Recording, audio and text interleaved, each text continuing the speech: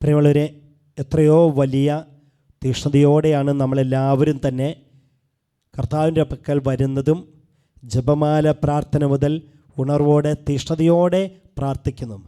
എല്ലാറ്റിനെയും ഓർത്ത് തമ്പുരാന് നമുക്ക് എന്തുമാത്രം ഹൃദയപൂർവ്വം പ്രാർത്ഥനാപൂർവ്വമാണ് നന്ദി പറയേണ്ടതെന്നോ. അങ്ങനെയാണ് അവിടുന്ന് എന്നും നമ്മളെയൊക്കെ അനുഗ്രഹിക്കുന്നത്. Hallelujah, hallelujah. ഇന്ന് കർത്താവ് യേശു മിശിഹ നമുക്ക് തരുന്ന ദൈവവചന സന്ദേശം ഇങ്ങനെയാണ്: ദൈവത്തിൻ്റെ ശക്തി അവിശ്വസിക്കരുത്.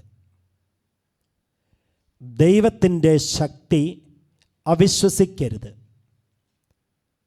പ്രിയപ്പെട്ടവരെ, എന്തുകൊണ്ടാണ് നമ്മൾ ഇങ്ങനെ ഒരു വചന സന്ദേശം മനസ്സിലാക്കേണ്ടതെന്നോ? ദൈവത്തിൻ്റെ ശക്തി അവിശ്വസിക്കരുത്. കാരണം ജീവിതത്തിൽ ചിലപ്പോഴല്ല പലപ്പോഴും വലിയ സങ്കടത്തിലൂടെയും വിഷമത്തിലൂടെയും പ്രതിസന്ധിയിലൂടെയൊക്കെ കടന്നു പോകുമ്പം കുറേ പേരങ്ങോട്ട് സ്വയം പറയും, കർത്താവ് പ്രവർത്തിക്കൊന്നുമില്ല, ഞാൻ എന്തോരോ പ്രാർത്ഥിച്ചേ, പ്രത്യേകിച്ച് കാര്യമൊന്നും കിട്ടിയില്ല, എന്തുമാത്രമാണ് ആഗ്രഹിച്ചത്, എന്നിട്ടൊരു വിജയം കിട്ടിയില്ല, ജോലി കിട്ടിയില്ല, എന്താ കാര്യം പ്രാർത്ഥിച്ചിട്ട്, അങ്ങനെ പ്രത്യേകിച്ച് ശക്തിയൊന്നുമില്ല. എന്നിട്ട് അവരവസാനം ഒരു കൺക്ലൂഷനിലെത്തും, സ്വയം പരിശ്രമിച്ച കാര്യം നടക്കും. പ്രിയപ്പെട്ടവരെ, ദൈവത്തിൻ്റെ ശക്തിയെ അവിശ്വസിക്കരുത്. അവിടുന്ന് പ്രവർത്തിക്കും, ശക്തമായ വിധത്തിൽ പ്രവർത്തിക്കും. ഈ ഹെബ്രായർ ലേഖനം 10 23 ഹെബ്രായർ 10:23, നമ്മോട് വാഗ്ദാനം ചെയ്തിരിക്കുന്നവൻ വിശ്വസ്തനാകയാൽ നമ്മുടെ പ്രത്യാശ ഏറ്റുപറയുന്നതിൽ നാം സ്ഥിരതയുള്ളവരായിരിക്കണം. എന്തേ അങ്ങനെ? നമ്മോട് വാഗ്ദാനം ചെയ്തിരിക്കുന്നവൻ വിശ്വസ്തനാകയാൽ നമ്മുടെ പ്രത്യാശ ഏറ്റുപറയുന്നതിൽ നാം സ്ഥിരതയുള്ളവരായിരിക്കണം. അങ്ങനെ നമ്മുടെ പ്രത്യാശ, എന്നെ കർത്താവ് രക്ഷിക്കും, എനിക്ക് കർത്താവ് വിജയം തരും, അപകടങ്ങളിലോ ആപത്തുകളോ ദുരന്തങ്ങളോ ജീവിതത്തിൽ സംഭവിക്കാതെ കാത്തുകൊള്ളും, ജോലി ലഭിക്കും, ഓരോരോ കാര്യങ്ങളിലും ഉള്ള പ്രത്യാശ, ആ പ്രത്യാശ, അതിൽ നമ്മൾ സ്ഥിരതയുള്ളവരായിരിക്കണമെന്ന്. അതാണ് ദൈവത്തിൻ്റെ ശക്തിയിൽ വിശ്വസിക്കുന്നവരുടെ ഗുണം. ഇതാണ് സ്ഥിരതയാണ്. ഒരിക്കലും ഒരു കാരണവശാലും നമ്മൾ ഇളകില്ല. എനിക്ക് ദിവികാരുണ്യ സൗഖ്യ ആരാധന സമൂഹത്തെ ഓർത്താൽ അങ്ങനെ സന്തോഷമുണ്ട്. സ്ഥിരതയുള്ള, വിശ്വാസത്തിൽ സ്ഥിരതയുള്ള ഒരു സമൂഹമാണ് ദിവികാരുണ്യ സൗഖ്യ ആരാധന സമൂഹം. അതല്ലെങ്കിൽ നോക്കിയേ, 5 വർഷമായിട്ടും നമ്മൾ ഉണർവോടെ തീഷ്ണതയോടെ എന്നും ദിവികാരുണ്യത്തിൻ്റെ പക്കലേക്ക് വരുന്നു. എന്നാൽ അതിനിടയ്ക്ക് പറയാട്ടോ, ചില വളരെ ചുരുക്കമായിട്ട് കുറച്ച് പേരൊക്കെ ഇങ്ങനെ ആ സ്ഥിരത കാണിച്ചിട്ടില്ല. പ്രത്യാശ നഷ്ടപ്പെട്ട് ആരാധന നിർത്തി, പ്രാർത്ഥന നിർത്തി, കൊന്ത നിർത്തി. അങ്ങനെയുള്ള കുറച്ച് പേരെ എനിക്കറിയാം. കുറച്ച് പേരുണ്ട്. അതിൻ്റെ ഒരു പ്രത്യേകത ഉണ്ട് കേട്ടോ. ചില കാര്യങ്ങൾ അത് നമ്മൾ വിശകലനം ചെയ്താലുണ്ട്. കാരണം കൃത്യം എങ്ങനെയാണ്, ചില ഭൗതികമായ കാര്യങ്ങൾ മാത്രം നമ്മൾ ആഗ്രഹിച്ച് അതിനുവേണ്ടി മാത്രം തേടുമ്പം അത് കിട്ടാതെ വരുമ്പോൾ, അതങ്ങോട്ട് ശരിയാതെ വന്നാൽ അങ്ങനെയുള്ള മക്കളുടെ പ്രത്യാശ നശിക്കും. കാരണം എന്തേ? അടിയുറച്ച വിശ്വാസമില്ല. വളരെ ഉപരിപ്ലവമായ പെരിഫറലായ വിശ്വാസമേ ഉള്ളൂ. ആ വിശ്വാസത്തിൽ നിന്നുകൊണ്ടാണ്. അതെങ്ങനെയാണെന്ന് നമുക്ക് മനസ്സിലാകുന്നത്. ഈ നിലയില്ലാത്ത വെള്ളത്തിൽ ഒരു ചേമ്പല ഇടുന്നു. ചേമ്പല താന്നു പോകുമോ ചേച്ചി? ഇല്ല, താന്നു പോയല്ല. അതേൽ കയറി നിന്ന് അക്കരെ എത്താം അല്ലെങ്കിൽ രക്ഷപ്പെടാം എന്ന് വിചാരിച്ചാൽ രക്ഷപ്പെടുമോ? ചേമ്പല താന്നു പോകും ഒരാൾ കയറി നിന്നാൽ. അതാണ് ഈ ഉപരിപ്ലവമായ വിശ്വാസമെന്നും തീർത്തും ഭൗതികമായ കാര്യത്തിൽ മാത്രം ആശ്രയിക്കുമ്പോൾ സംഭവിക്കുന്നത്.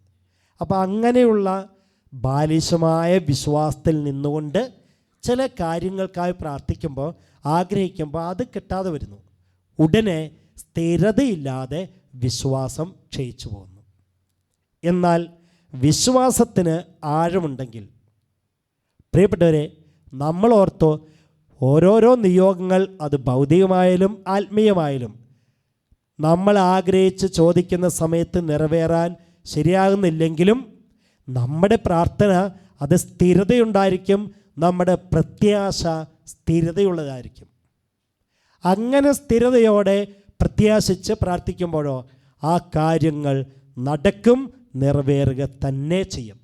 അതുകൊണ്ടാണ് നമ്മൾ ഇന്ന് മനസ്സിലാക്കേണ്ടത്, ദൈവത്തിൻ്റെ ശക്തി അവിശ്വസിക്കരുത്. ഉറക്കെ പറഞ്ഞേ ഹല്ലേലൂയ, ഹല്ലേലൂയ, ഹല്ലേലൂയ, ഹല്ലേലൂയ. ഒരു നിലയ്ക്ക് പറഞ്ഞാൽ ഇസ്രായേൽക്കാർ ആ ഈജിപ്തിൽ വെച്ച് എന്തുമാത്രമാണ് ദൈവത്തിൻ്റെ ശക്തി കണ്ടത്. 10 മഹാമാരികളിലെ ഒന്നാമത്തെ മഹാമാരി മുതൽ ഓരോരോ സമയത്തും ഇസ്രായേൽക്കാർ നേരിട്ട് അനുഭവിച്ചതാണ് ദൈവത്തിൻ്റെ ശക്തി.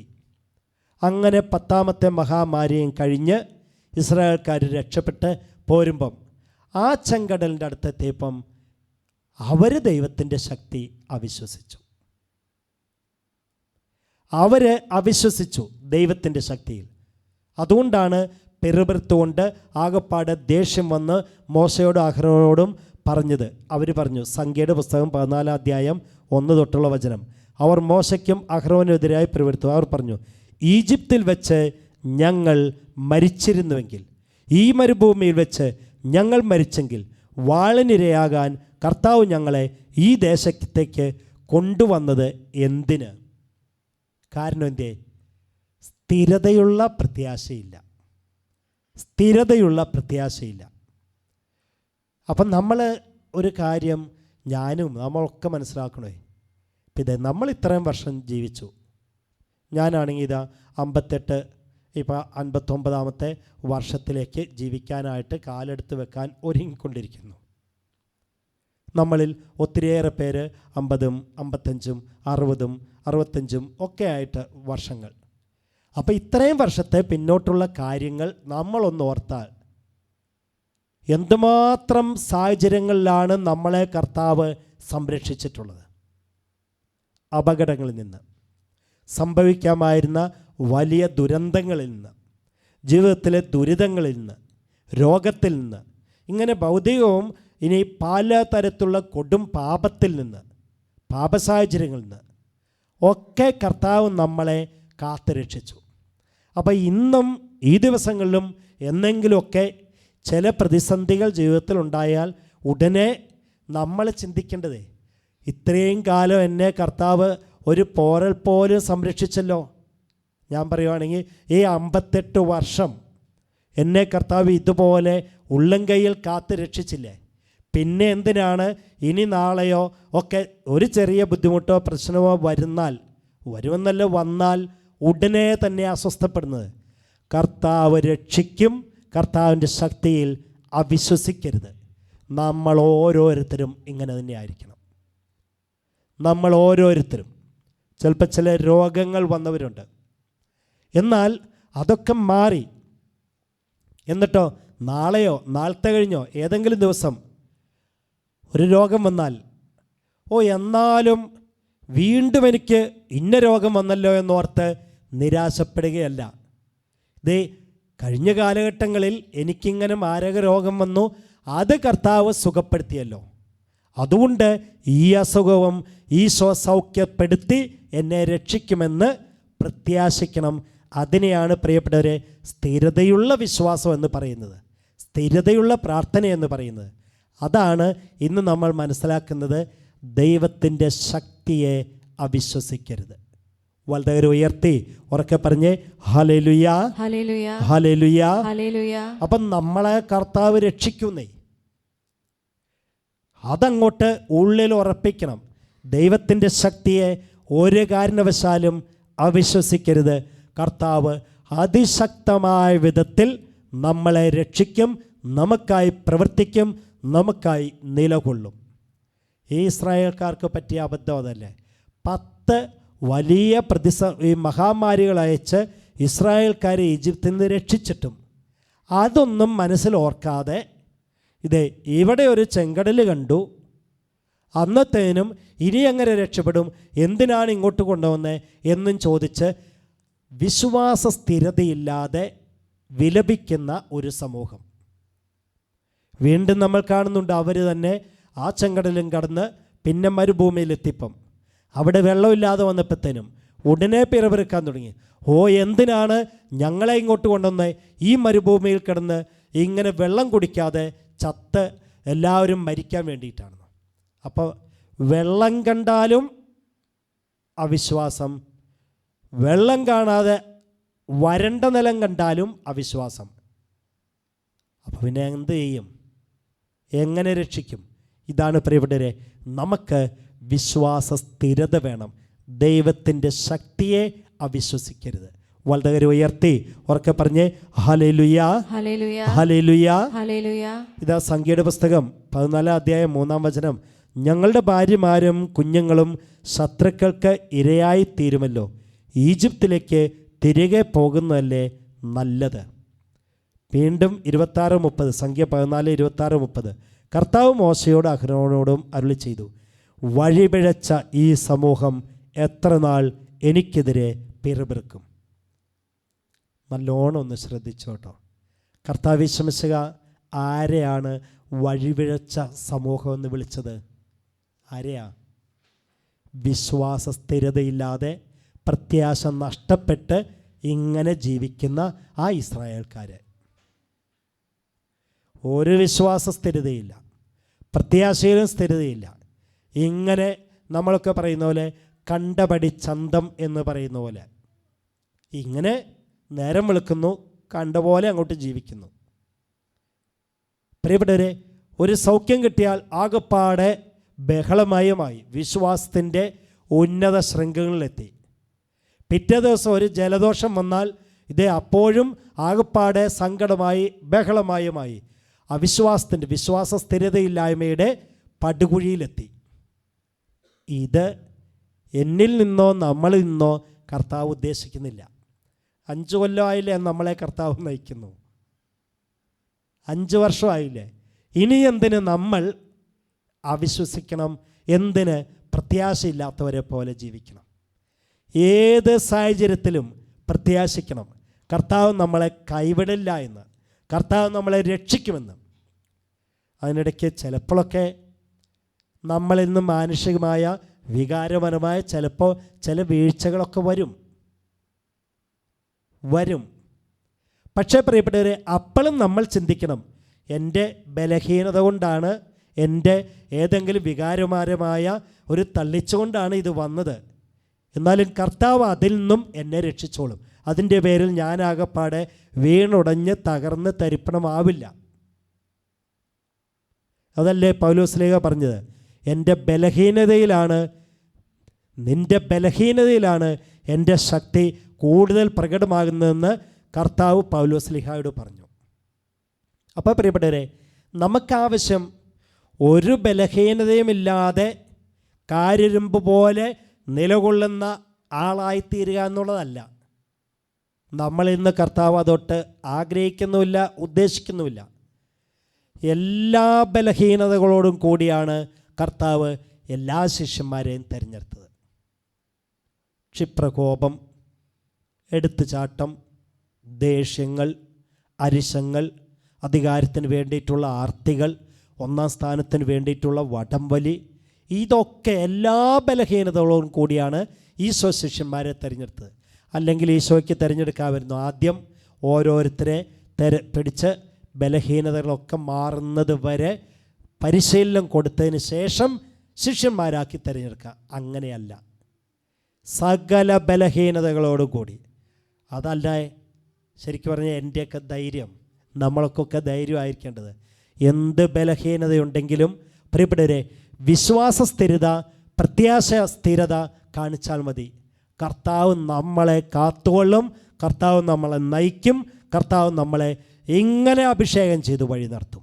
വലതുകര ഉയർത്തി ഉറക്കെ പറഞ്ഞേ hallelujah, hallelujah, hallelujah, hallelujah, hallelujah, hallelujah. അപ്പോൾ പ്രിയപ്പെട്ടവരെ, വിശ്വാസമില്ലാത്ത, വിശ്വാസ സ്ഥിരത കാണിക്കാത്ത വ്യക്തിയെ ആയാലും സമൂഹത്തെ ആയാലും ദൈവം വിളിച്ച പേരാണ് വഴിപിഴച്ച ഈ സമൂഹം. എത്ര നാൾ എനിക്കെതിരെ പെറുപെറുക്കും? വഴിപിഴച്ച ഈ സമൂഹം. അപ്പം നമ്മൾ ആഗ്രഹിക്കുകയും പ്രാർത്ഥിക്കുകയും വേണം, ദൈവമേ അങ്ങനെയൊന്നും എന്നെ നോക്കി നമ്മളെ നോക്കി പറയാൻ ഇടയാകില്ലേ എന്ന്. ദൈവത്തിൻ്റെ ശക്തിയെ അവിശ്വസിക്കരുത്. കർത്താവ് നമ്മളെ രക്ഷിക്കുന്നേ. ഏത് പ്രതിസന്ധിയിൽ നിന്നും ദിവികാനീശോ നമ്മളെ രക്ഷിച്ച് കര കയറ്റുക തന്നെ ചെയ്യും. വീണ്ടും ആ വചനം പറയാണ്, സംഖ്യ 14:26-30. എനിക്കെതിരെ ഇസ്രായേൽ ജനം പിറുപിറുക്കുന്നത് ഞാൻ കേട്ടിരിക്കുന്നു. അവരോട് പറയുക, ജീവിക്കുന്നവനായ ഞാൻ ശപഥം ചെയ്യുന്നു, ഞാൻ കേൾക്കെ നിങ്ങൾ പ്രവൃത്തിപോലെ ഞാൻ നിങ്ങളോടും ചെയ്യും. നിങ്ങളുടെ ശവങ്ങൾ ഈ മരുഭൂമിയിൽ വീഴും. അങ്ങനെ അങ്ങോട്ട് കർത്താവ് യേശുമിശിഹായ്ക്ക് ഏറ്റവും, പിതാവായ ദൈവത്തിന് ഏറ്റവും സങ്കടമുണ്ടാക്കുന്ന കാര്യമാണ്. നമുക്കായാലും അങ്ങനെ തന്നെയല്ലേ? ഒത്തിരിയേറെ ഒരാളെ സഹായിച്ചു, ഒരാളെ ഹെൽപ്പ് ചെയ്തു, വളർത്തി എല്ലാ തരത്തിലും സേഫാക്കി കഴിയുമ്പം കണ്ടിട്ടില്ലാത്ത വിധത്തിൽ പെരുമാറുന്നത് കാണുമ്പം ആർക്കായാലും സങ്കടം ഉണ്ടാവും. ആർക്കായാലും. ഒരിക്കലും നമ്മൾ പറയുന്നപോലെ പൂരപ്പറമ്പിൽ വെച്ച് പോലും കണ്ടുപരിചയമില്ലാത്ത പോലെ അങ്ങോട്ട് പെരുമാറുമ്പോൾ, എന്നാൽ ഓർക്കണം, വളർത്തുന്നു, വലുതാക്കുന്നു, വിദ്യാഭ്യാസം നൽകുന്നു, സകല കാര്യങ്ങളും ചെയ്തു കൊടുക്കുന്നു. അങ്ങനെയൊക്കെ നല്ല ജീവിതാന്തസ്സിലും ജീവിത പൊസിഷനിൽ എത്തിക്കഴിയുമ്പം സൗകര്യപൂർവ്വം അങ്ങോട്ട് മറക്കുക എന്ന് പറഞ്ഞാൽ നമുക്ക് പോലും വലിയ സങ്കടം. അപ്പോൾ കർത്താവ് ഇത് പറഞ്ഞ്, ഇവരെ ഞാൻ ഇതുപോലെയൊക്കെ രക്ഷിച്ചില്ലേ? ഈജിപ്തിൻ്റെ അടിമത്തത്തിൽ നിന്ന് രക്ഷിച്ചില്ലേ? അവരുടെ ആ വലിയ പീഡനങ്ങളിൽ നിന്ന് രക്ഷിച്ചു, ചെങ്കടലിൽ നിന്നും കടത്തി, ഇതാ മരുഭൂമിയിൽ വെച്ച് മന്ന കൊടുത്തു, വെള്ളം കൊടുത്തു, ഇങ്ങനെ സംരക്ഷിച്ചിട്ടും ഇവരെന്തിനിങ്ങനെ പെരുപിറക്കുന്നു? കർത്താവ് പിതാവായ ദൈവത്തിനും വല്ലാത്ത വിഷമമായി. ദൈവത്തിൻ്റെ ശക്തിയിൽ അവിശ്വസിക്കരുത്. ഉറക്കെ പറഞ്ഞേ ഹല്ലേലൂയ, ഹല്ലേലൂയ, ഹല്ലേലൂയ, ഹല്ലേലൂയ. മത്തായിയുടെ സുവിശേഷം 15-ാം അധ്യായത്തിൽ ആ പത്രോസ്ലീഹ ഒരു നിമിഷം ദൈവശക്തിയിൽ അവിശ്വസിച്ചു. അതാണ് വള്ളത്തിൽ നിന്ന് വെള്ളത്തിലേക്ക് പത്രോസ് എടുത്തു ചാടുന്ന രംഗം നമുക്ക് കാണാം. എന്നിട്ട് മനോഹരമായ വിധത്തിൽ ഇങ്ങനെ ഉറച്ച തറയിലൂടെ നടക്കുന്ന പോലെ പത്രോസ് ആ കടലിൽ വെള്ളത്തിലൂടെ നടന്നു. പകുതിയോളം ഈശോ നിൽക്കുന്നതിൻ്റെ കഷ്ടി, പകുതിയല്ല, തൊട്ടടുത്തെത്തി. അതല്ലേ ഈശോ കൈനീട്ടി രക്ഷിച്ചത്. തൊട്ടടുത്തെത്തുന്നത് വരെ വെള്ളത്തിൻ്റെ മുകളിലൂടെ നടന്ന പത്രോസ് അടുത്ത ക്ഷണത്തിൽ നേരത്തെ താന്നുപോയി, അവിശ്വസിച്ചു. ദൈവത്തിൻ്റെ ശക്തിയിൽ അവിശ്വസിക്കരുത്. അദ്ദേഹം അങ്ങനെ അവിശ്വസിക്കാനുണ്ടായ കാരണം ഇതാണ്. അതിൻ്റെ തിരമാലയുടെ ആ ശക്തി കണ്ടു. ഞാൻ നിൽക്കുന്നത് കടൽ വെള്ളത്തിൻ്റെ മുകളിലാണല്ലോ എന്ന് ഓർത്തപ്പം, ഇതിന് എന്തോരം ആഴമാണ് എന്നൊക്കെ അങ്ങോട്ട് ചിന്തിച്ചപ്പം പെട്ടെന്ന് ഭയന്നു താന്നുപോയി. പ്രിയപ്പെട്ടവരെ, നമ്മൾ ചിലപ്പോൾ ഇങ്ങനെ നടന്നു ജീവിക്കുന്നുണ്ടല്ലോ, നമ്മളറിയാത്ത കാരണമാണ്. വലിയ പ്രതിസന്ധിയുടെ മുകളിൽ കൂടെ ആയിരിക്കും. അത് നമ്മളോട്ട് അറിയുന്നുമില്ല, കാണുന്നുമില്ല. അതുകൊണ്ട് എന്തേ, ഒരു പേടിയില്ല, ഒരസ്വസ്ഥയില്ല. ചില ലിഫ്റ്റിൽ കയറുമ്പോൾ, ഈ 100 നിലയുള്ള ലിഫ്റ്റ്, 100 നിലയുള്ള കെട്ടിടം, ആ കെട്ടിടത്തിൻ്റെ മുകളിലേക്ക് ലിഫ്റ്റിൽ കയറുമ്പം നമുക്ക് ഇങ്ങനെ കയറിപ്പോകുമ്പം കൃത്യം അത് താഴോട്ട് കാണാമെന്നുണ്ടെങ്കിലോ, ഒരു നില കുഴപ്പമില്ല അല്ലേ? 2, 5, 10, 20 നില വരെ കുഴപ്പമൊന്നുമില്ല. ഒരു 50 നിലയായി കഴിഞ്ഞ് നോക്കിയപ്പോൾ നമ്മളിത് ആ ചില്ലുകൊണ്ടുള്ള ലിഫ്റ്റാണ്. താഴെ ഇങ്ങനെ നോക്കുമ്പോൾ താഴെ ഗുഹ കാണാം. ആകപ്പാടെ ഭയക്കാൻ തുടങ്ങും. കാരണം ഇത് നോക്കുമ്പം 2 കയറയിൽ കമ്പിയിലാണ് ഇത് കെട്ടിയിട്ടിരിക്കുന്നത്, ഈ ലിഫ്റ്റ്.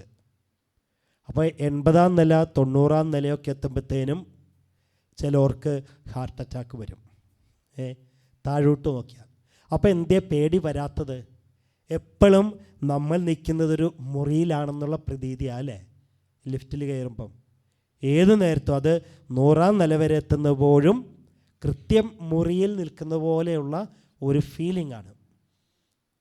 പ്രിയപ്പെട്ടവരെ, എന്തേ നമ്മളാരും ഇപ്പോഴൊന്നും ഭയന്ന് പോകാത്ത? പലപ്പോഴും വലിയ പ്രശ്നത്തിലൂടെ ആയിരിക്കും പോകുന്നത്. പക്ഷേ അത് നമ്മൾ കാണുന്നില്ല, കാണാൻ കർത്താവ് അനുവദിക്കുന്നില്ല. ഒരു തരത്തിലും പ്രശ്നങ്ങളുടെ മുകളിലൂടെയാണ് പോകുന്നതെങ്കിലും അതൊന്നും നമ്മളറിയാതെ കർത്താവ് അതൊക്കെ നമ്മളെ അതിൽ നിന്നൊക്കെ സുരക്ഷിതമായി നയിച്ചുകൊണ്ടിരിക്കുന്നു. എന്നിട്ട് ഇതുപോലെയൊക്കെ സംരക്ഷിച്ച് നമ്മൾ സേഫായി ഇങ്ങനെ ജീവിക്കുമ്പം വെറുതെ അഹങ്കരിക്കരുതേ. കണ്ടില്ലേ, എൻ്റെ ജീവിതത്തിന് യാതൊരു കുഴപ്പമില്ല, ഞാൻ സുരക്ഷിതമായ മേഖലയിൽ സേഫ് സോണിൽ നിന്നാണ് ഞാൻ കളിക്കുന്നത്, ഒരു പ്രശ്നവുമില്ല. എവിടെ? ചെറിയൊരു വിള്ളൽ വീണാൽ അഗാധ ഗർത്തത്തിൽ വീഴുമെന്ന് അറിയുന്നില്ല. അതിൻ്റെ ആ റോപ്പൊന്ന് പൊട്ടിയാൽ 100 നിലകൾ എന്ന് വെച്ചാൽ ഏകദേശം 100 × 10 1000 അടി താഴേക്ക് വീഴുമെന്ന് അറിയുന്നില്ല.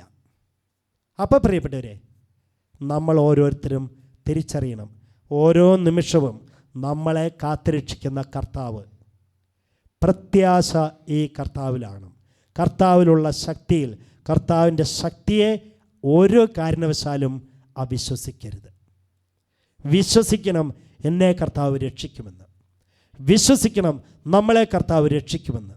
ഇന്നത്തെ ഏത് തരത്തിലുള്ള പ്രതിസന്ധിയിലൂടെയാണ് കടന്നു പോകുന്നതെങ്കിലും നമ്മളങ്ങോട്ട് ഉറപ്പായും വിശ്വസിക്കണം, നമ്മളെ കർത്താവ് കാത്ത് രക്ഷിക്കുമെന്ന്.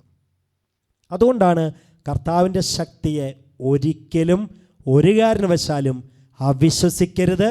ഈശോ പോലും നമ്മളിൽ നിന്നും അങ്ങനെയാണ്. വിശ്വാസ സ്ഥിരതയും പ്രത്യാശയിലെ സ്ഥിരതയുമാണ് ഈശോ നമ്മളിൽ നിന്നും ആഗ്രഹിക്കുന്നതും ഉദ്ദേശിക്കുന്നതും.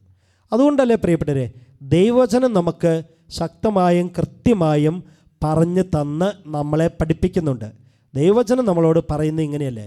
ഈ സങ്കീർത്തനത്തിലൊക്കെ എത്ര മനോഹരമായിട്ടാണ് ഇത് നമുക്ക് പറഞ്ഞു തരുന്നത്. പ്രഭാഷകൻ്റെ പുസ്തകം 2-ാം അധ്യായത്തിൽ, പ്രഭാഷകൻ 2-ാം അധ്യായത്തിൽ അതിൽ 2-ാം വചനം ഇങ്ങനെയാണ് പറയുന്നത്: നിൻ്റെ ഹൃദയം അവക്രവും അചഞ്ചലവുമായിരിക്കട്ടെ, നിൻ്റെ ഹൃദയം അവക്രവും അചഞ്ചലവുമായിരിക്കട്ടെ, ആപത്തിൽ അടിപതറരുത്, അവിടുത്തോട് വിട്ടകലാതെ ചേർന്ന് നിൽക്കുക. എത്ര ശക്തമായ വചനമാണ് നോക്കുക. നിൻ്റെ ഹൃദയം അവക്രമായിരിക്കണം, അചഞ്ചലവുമായിരിക്കണം, ആപത്തിൽ അടിപതറരുത്, അവിടുത്തോട് വിട്ടകലാതെ ചേർന്ന് നിൽക്കുക. തീർച്ചയായിട്ടും കർത്താവ് നമ്മളെ രക്ഷിക്കുമെന്ന്. അതാണ് നമ്മൾ ഇന്ന് മനസ്സിലാക്കേണ്ടത്. കർത്താവിൻ്റെ ശക്തിയിൽ ശക്തി അവിശ്വസിക്കരുത്.